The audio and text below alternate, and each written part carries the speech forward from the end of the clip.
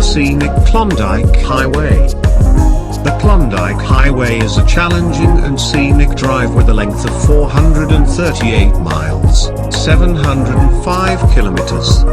It links the Alaskan coastal town of Skagway to Yukon's Dawson City, heart of the Klondike. The route is mostly paved. It follows the route used by prospectors in the 1898 Klondike Gold Rush. Beginning at Skagway, near the Alaska-Canada border, the road climbs for 14 miles (22.5 kilometers) to the 3,292 foot (1.003 meters) forbidding Chilkoot Pass, before crossing into stunning alpine scenery on the way to Carmacks. Between Skagway and the border, the road roughly parallels the old White Pass Trail, an alternate to the Chilkoot Trail. The journey is divided into two sections, the South Klondike Highway, from Skagway to Whitehorse, and the North Klondike Highway, from Whitehorse to Dawson City. Due to its unique location and the climb in elevation over thousands of feet, and passing through remote areas, it is important when driving in these conditions to be prepared. For much of its length, the road generally follows the Gold Rush Trail, the route of the Klondike prospectors. You'll have a much easier time of it than they did. North of Whitehorse, the road passes through often gentle terrain that has been scorched by wildfires through the years. Signs showing the dates let you chart nature's recovery. The route includes the Alaska Route 98, USA, and Yukon Highway 2, in Canada, and originally was built for tourist traffic. Along the way you'll see unique landscapes, beautiful lakes, even some old mining structures. Just a bit north of Whitehorse is the turn to the right to head to Dawson City. From Lake Labouque to Bradburn, be alert for the Bradburn elk herd. Montague Roadhouse of km 322 was built in 1900 but burned down. This replacement was built in 1915 and was a roadhouse until the 1950s. Some preservation work has been done. The Klondike and Campbell Highway junction is north of downtown Carmacks and there. Yukon River. The coal mine RV park is located at this junction, seen below on the right. 5 Finger Rapids on the Yukon River is about 40 kilometers north of Carmacks. The river is split by 4 small rocky islands. There is a large rest area by the highway above the rapids at km 380. If you feel ambitious, take the stairs down and hike to the viewing platform near the islands. The 2 pictures below were taken from the same location, one in fall and one in spring. Just north of the Ethel Lake turnoff is the small community of Stewart. After crossing the Stewart River Bridge northbound, you can choose to turn left for Dawson City or turn right towards May and Keno City on the Silver Trail. The Silver Trail is a nice drive. Keno City is an interesting historical location. It would take a day to drive in and another to drive out. We stayed 2 nights at the 5-mile Lake Yukon government campground near Mayo and drove without the 5th wheel to Keno. There is a rest area by the Tintina Trench. This linear valley extends into Alaska and south across the Yukon. Beneath the Tintina Trench is a fault line along which the bedrock has shifted a minimum of 450 kilometers laterally. It is a popular route with migrating birds too.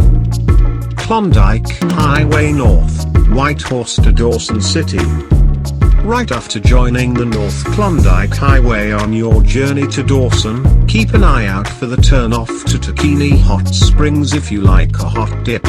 Just north of Whitehorse, the Klondike passes by the foot of Lake Laberg, known for Robert Service's famous poem The Cremation of Sam McGee. Robert Service, Sam McGee. 25 kilometers further north you come to Fox Lake and Twin Lakes, 23 kilometers before Carmacks. The Fox Lake burn shows the power of a forest fire and the slow forest recovery in the north. As you travel the north, the highway cuts through the breathtaking scenery of boreal forest and high open alpine valleys. History is alive at every corner. Carmacks. Carmacks is located 199 kilometers north of Whitehorse, a village of 500 sitting right on the Yukon River. Named after the discoverer of the Klondike Gold Strike, Georg Washington Carmack, it was a major refueling stop for the stern wheelers traveling between Whitehorse and Dawson. This is the first major community you come across after leaving Whitehorse and heading north. Like all other communities along the Klondike, Carmacks has its own boom and bust stories, local historical and cultural sites. Stop at the excellent Tage-Jout-Huden Interpretive. Learn about Aboriginal life past and present and get your Yukon passport stamp. Carmacks offers all major services for visitors passing through. It has the largest grocery store between Whitehorse and Dawson, a good place to stock up and a pleasant place to stop and spend the night. Carmacks also remains a popular stop for people canoeing the Yukon River. The Visitor Information Center is located at the old telegraph office on River Road. Carmacks Visitor Center Yukon. Carmacks is the junction with the Robert Campbell Highway No. 4 connecting Carmacks to Watson Lake. Five Finger Rapids. An important attraction you don't want to miss is the Five Finger Rapids, located a short distance north of Carmacks. The treacherous rapid posed a major navigational hazard to riverboat skippers on the route upriver from the goldfields. A long stairway and a trail lead 1.5 kilometers to the famous rapids in the Yukon River Valley. Easily missed, unless you're traveling by canoe or kayak.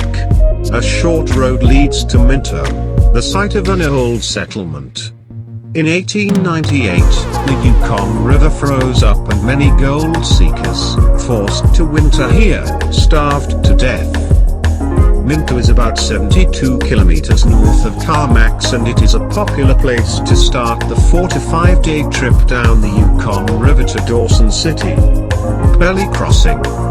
Pelly Crossing is the home of the Selkirk First Nation and has a population of about 300. The village is located on the banks of the Pelly River, 282 kilometers northwest of Whitehorse and 254 kilometers southeast of Dawson City. The Selkirk First Nation runs all facilities in the town including the Heritage Center. The small settlement has a post office, gas station, grocery store, RCMP detachment, campground and dump station. Stewart Crossing. Stewart Crossing is another popular place to launch a canoe, located at the junction of the Klondike Highway and the Silver Trail, on the south side of the Stewart River. Facilities include a lodge, campground and a service station. Stewart Crossing is situated on the Tintina Trench. Tintina Trench, Yukon. From Stewart Crossing you can venture a side trip to the old silver mining towns of Mayo, Elsa and Keno on the Silver Trail. Dawson City, Keno City, Yukon.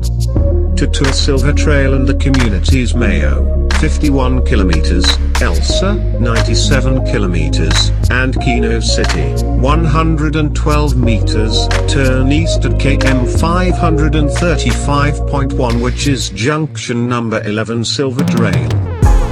The remote Silver Trail region has some of the most amazing terrains in the Yukon. Rolling hills, roaring rivers and plenty of wildlife with less than 450 year-round residents make this trip more than worthwhile. The area is rich with history and the communities of Mayo and Keno City are historic and scenic. The road is paved to Mayo and gravelled to Keno. This was one of Canada's richest silver mining areas. This area widely prospected in the early 1900s, but it was the strike of Louis Bouvet in 1919 that made the area famous. Note, there are no gas stations or grocery stores after Mayo. North to Dawson City. From Stewart Crossing, the Klondike Highway continues for 139 kilometers to the junction with the Dawson Highway. From here ISD is only 40 kilometers to Dawson City. Dawson City in Uvic Junction, Yukon. The Dawson Highway is a road trip for adventurous travelers only. The 742 kilometers gravel road is Canada's first all-weather road to cross the Arctic Circle and ends in Inuvik, Northwest Territories. The trip includes 2 ferry crossings. Where to stay? During the summer months, it is important to make reservations when you travel in the Yukon. Check for accommodation and available dates. Camping. You have plenty of camping choices along the Klondike Highway. For information on campgrounds and recreation sites, go to the Yukon Campgrounds website.